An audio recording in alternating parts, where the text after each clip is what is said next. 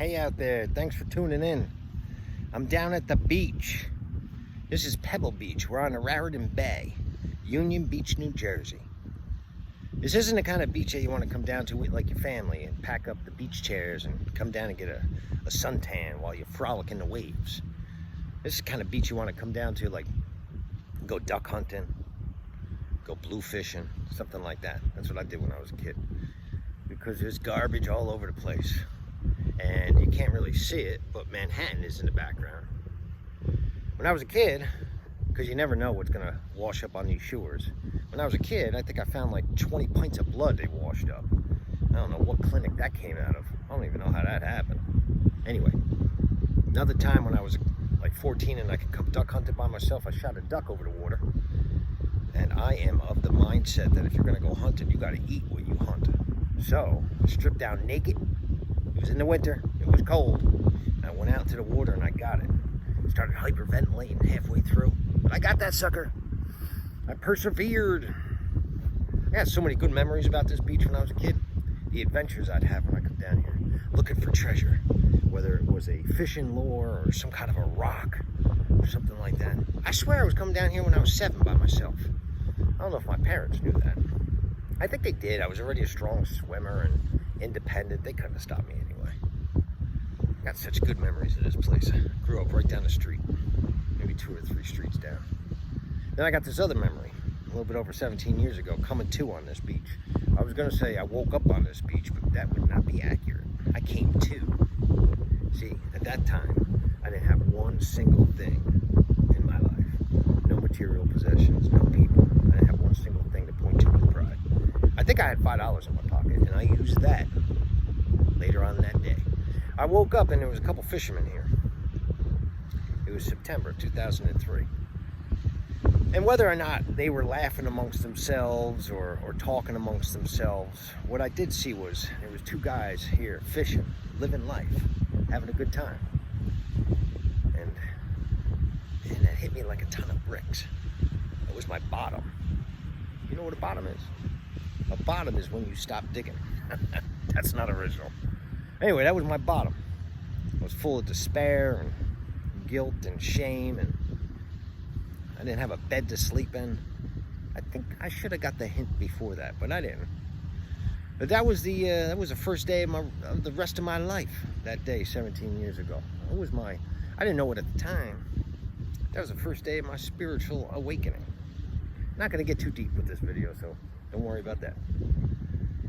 But anyway, from there, I cleaned my act up. Started getting some good people in my life. The material side really took a long time. That was slow. Because I believe that you have to get the spiritual, emotional side down before you can get the financial side down. So it was a slow, I was gonna say steady, but it wasn't even steady. It was a slow process. Going from one job to another job, not liking them, not liking what I was doing. I'm not gonna say hate because it's kind of a strong word, but it was close to hate. Longest job I ever had was 3 years, and that was just before I started flipping houses again. I was working with people that were severely had severe mental illness, schizophrenia specifically, that were incarcerated for many years for horrendous crimes. They suffered from the mental illness of schizophrenia. They were released, and my job was to help integrate them back into the community. And it was semi-rewarding. I enjoyed the work, but working for something just wasn't my cup of tea. So anyway, make a long story short, I did 3 years in that job. 3 years. Whew, longest time I ever did with any single employer. So now here I am, I've been flipping. Been flipping for just over 2 years. I thought it was 3, but it's just over 2 years now since I quit that job. So I talked about a spiritual awakening because I think that has to happen. For me, it had to happen first. And get my stuff in order emotionally and stuff like that before I can even start talking about a financial awakening. Financial awakening? The heck is that? You know, I listen to all these gurus, and I don't even want to say gurus because I get something out of everybody that I listen to on YouTube and other speakers about, how to make $1 million, how to flip houses, business, all these different things. I think I listen to a lot more spiritual and motivational stuff than I did business. But anyway, I'm not knocking anybody that's out there trying to sell their books or whatever else, because there's something in there for people. I guess I make videos because it's my outlet, and I think that possibly maybe somebody's out there that looks at these people that are like multimillionaires or billionaires, and they say, I can't see me getting where I am right now to where they are, so therefore I'm not going to do it. So then maybe I'll make a video, because I'm on that path. I'm on that path, but I'm not quite there. I'm not in a stadium talking. Eventually I will be. But right now, I guess I want to talk to somebody that's maybe feeling a little down, or maybe they're at a bottom. And if you're at some sort of a bottom, I'm here to tell you that there is help for you. There's millions of people waiting for you to reach your hand out, ready to love you until you can love yourself.